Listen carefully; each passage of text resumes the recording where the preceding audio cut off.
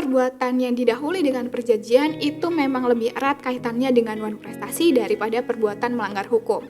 Namun perlu diketahui bahwa wan prestasi sendiri itu berkenaan dengan pemenuhan prestasi oleh para pihak yang telah membuat perjanjian.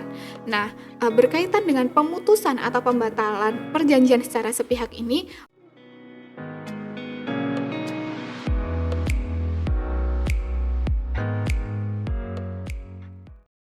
Halo teman-teman, kembali lagi di Smart Podcast bersama saya Laila.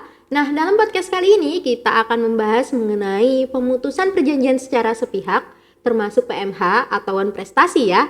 Nah, bersama Kak Ida Aulia Rahma dari PDB Law Firm yang akan menjadi narasumber dalam podcast kali ini. Terima kasih Kak Ida karena telah meluangkan waktunya untuk hadir menjadi narasumber dalam podcast kali ini. Sama-sama Kak Laila, saya juga senang nih bisa diundang hadir di Smart Podcast untuk sharing ilmu bersama Kak Laila dan juga teman-teman. Baik, sesuai yang saya sampaikan tadi nih Kak Ida, bahwasanya pembahasan kita kali ini mengenai pemutusan perjanjian secara sepihak ini termasuk prestasi atau PMH sih Kak. Nah, sebagaimana yang kita ketahui bahwa ketika kita membuat perjanjian dengan para pihak, ternyata ada salah satu pihak nih yang memutus perjanjian secara sepihak. Nah, hal itu sebenarnya diperbolehkan nggak sih Kak? Nah, berkaitan dengan hal tersebut sejatinya tidak diperbolehkan ya Kak. Karena apabila kita merujuk pada pasal 1338 KUH Perdata, itu diatur bahwa suatu perjanjian itu mengikat seperti undang-undang kepada para pihak yang membuatnya. Kemudian nantinya para pihak tersebut tidak dapat memutuskan atau membatalkan perjanjian tersebut tanpa persetujuan dari para pihak. Jadi dapat diketahui nih bahwa pemutusan atau pembatalan suatu perjanjian itu harus dilakukan dengan persetujuan para pihak yang membuatnya. Oke, jadi mengenai pemutusan atau pembatalan perjanjian ini harus disetujui oleh kedua belah pihak gitu ya Kak? Benar sekali Kak Laila. Lalu bagaimana nih Kak mengenai perjanjian yang diputus atau dibatalkan secara sepihak? Apakah kita harus mengajukan gugatan atau sebenarnya apa sih yang harus kita lakukan Kak? Nah, terkait hal tersebut, hal yang bisa kita lakukan adalah mengajukan gugatan nih Kak. Nah, gugatan yang diajukan terhadap pemutusan atau pembatalan perjanjian ini dapat dilakukan apabila perjanjian tersebut telah memenuhi syarat sah perjanjian yang diatur dalam pasal 1320 KUH Perdata. Namun meskipun demikian, tidak semua pemutusan atau pembatalan perjanjian secara sepihak ini dapat diajukan gugatan. Dalam suatu keadaan tertentu, misalnya ketika perjanjian tersebut tidak memenuhi syarat subjektif yang terdapat dalam pasal 1320 KUH Perdata, maka perjanjian tersebut dapat diajukan pembatalan oleh salah satu pihak. Kemudian apabila perjanjian tersebut tidak memenuhi syarat objektif dalam pasal 1320 KUH Perdata, maka perjanjian tersebut secara otomatis akan batal demi hukum. Oke, mengenai gugatan terhadap perjanjian yang diputus secara sepihak ini, apakah kita harus mengajukan gugatan secara wan prestasi atau gugatan secara perbuatan melanggar hukum nih Kak? Jadi Kak Laila, terkait gugatan yang diajukan terhadap pemutusan atau pembatalan perjanjian secara sepihak ini adalah gugatan perbuatan melanggar hukum. Kenapa demikian? Karena perbuatan memutuskan atau membatalkan perjanjian secara sepihak ini, seperti yang saya sebutkan sebelumnya, adalah telah melanggar ketentuan yang terdapat dalam pasal 1338 KUH Perdata.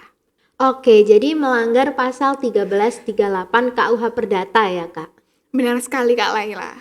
Lantas mengapa sih Kak kok malah diajukan gugatan secara PMH bukannya wan prestasi? Mengenai hal ini, sebagaimana yang kita ketahui bahwa sebuah perbuatan yang dimulai dengan adanya perjanjian ini sangat erat kaitannya dengan wan prestasi. Nah, menurut Kak Ida bagaimana nih?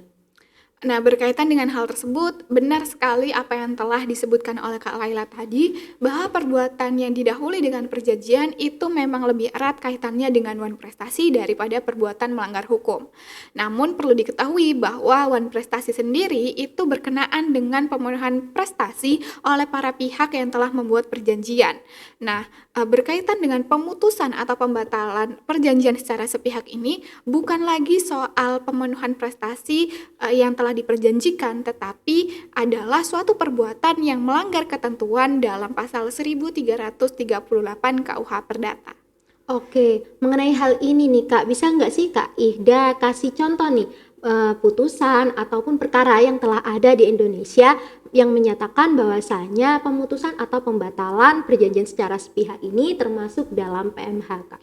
Untuk contoh sendiri, kita dapat melihat dalam putusan 1051K garis miring PDT garis miring 2014, di mana dalam putusan tersebut antara PT Chuhatsu Indonesia melawan PT Tenang Jaya Sejahtera disebutkan bahwa perbuatan tergugat memutuskan atau membatalkan perjanjian secara sepihak ini dikategorikan sebagai perbuatan melanggar hukum karena bertentangan dengan pasal 1338 KUH Perdata.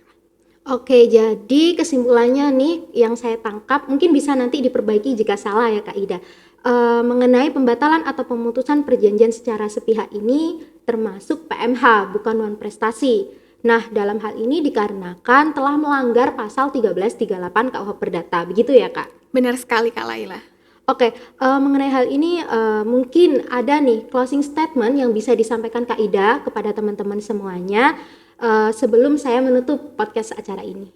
Baik Kak Laila, untuk closing statement sendiri masih berkaitan dengan topik kita pada episode podcast kali ini, yakni terkait apakah pemutusan atau pembatalan perjanjian secara sepihak ini termasuk one prestasi atau perbuatan melanggar hukum. Nah, seperti yang telah saya sebutkan sebelumnya bahwa pemutusan atau pembatalan perjanjian secara sepihak ini termasuk dengan PMH, bukan lagi one prestasi.